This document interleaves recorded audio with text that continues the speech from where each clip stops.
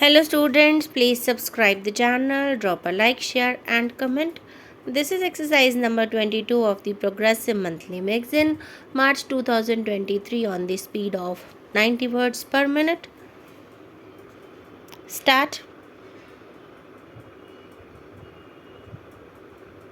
Sir, there is also the very big responsibility of the foreign trade to meet the minimum requirements of the country, especially requirements of essential goods of mass consumption, which may be in short supply from time to time, to save our people from the evil effects of profiteering when such a situation arises. In this, the strategy you have adopted is, as my distinguished friend has pointed out, merely to rely on one single agency, and the single agency seems to be getting bigger and bigger every day, a giant who is becoming more and more inefficient. Now, I would like to say a few words about the direction of our trade. In times to come, in the foreseeable future, about Russia, USA, EEC countries, and Japan will continue to be our major partners in foreign trade. There is no doubt in my mind, but surely we should aim at our neighboring countries.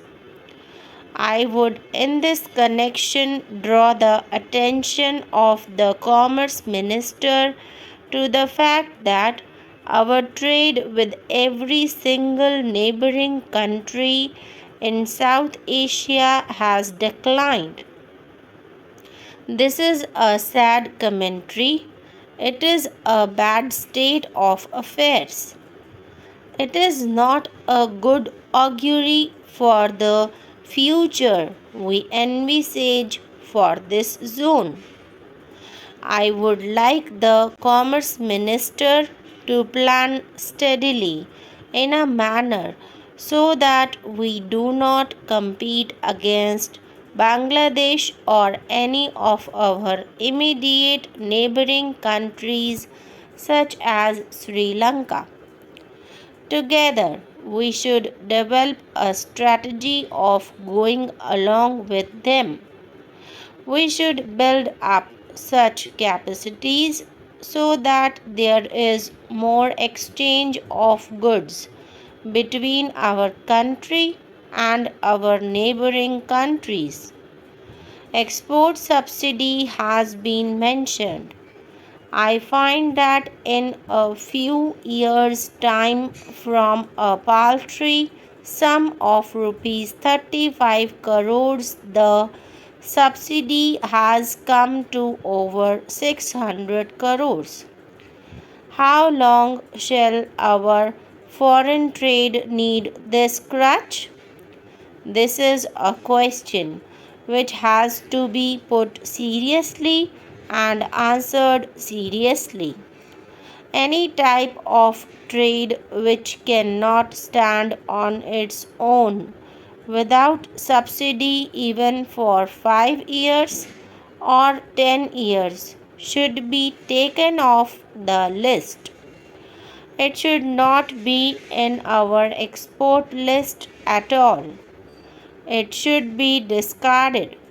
There are fresh pastures which we can explore.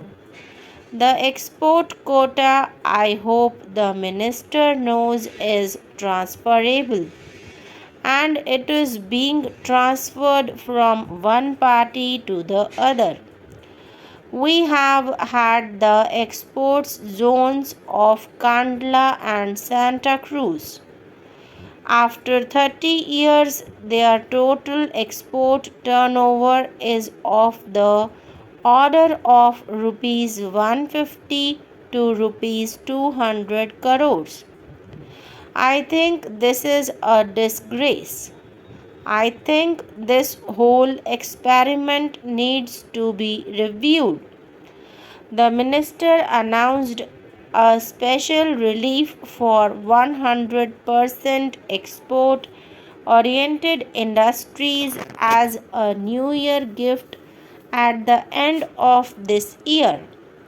I think it was a gift only for the monopolists and for the multinationals. I think its impact on our indigenous trade should be looked into.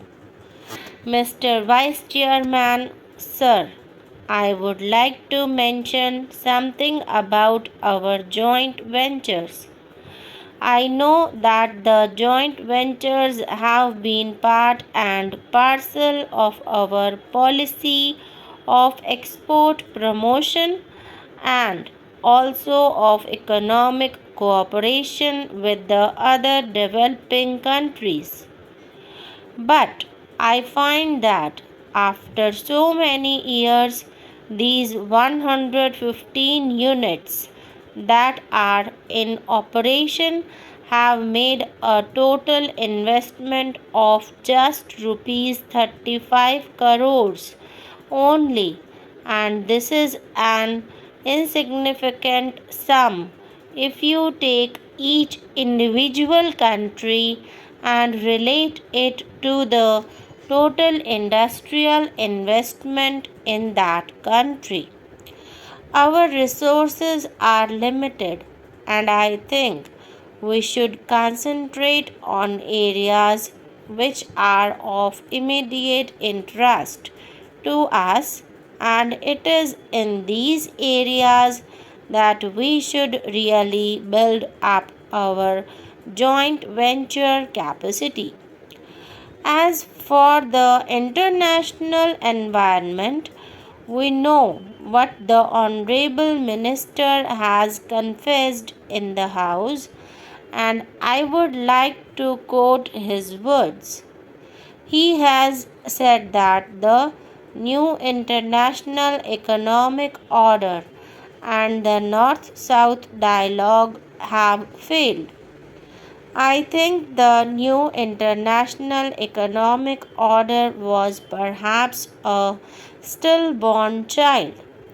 It was a device by some vested interests who were trying to arrange a certain recycling of resources, and once that recycling of petrodollars was achieved, then there was nothing left to talk about, and the people have been taken for a ride. The UN has failed to evolve a strategy for development in this decade. The technical cooperation among the developing countries has failed to take off. The UNCTAD and the ESCAP are today the responsibility of the Ministry of Commerce, and they have given birth to a plethora of committees and subcommittees and working groups and expert committees and what not. I wonder what contribution that have made to the promotion of our trade. Sir, I feel that the Ministry of Commerce should not waste its time in dealing with these organizations. Otherwise, it shall be too late to correct the imbalance in our trade, which is becoming bad to worse.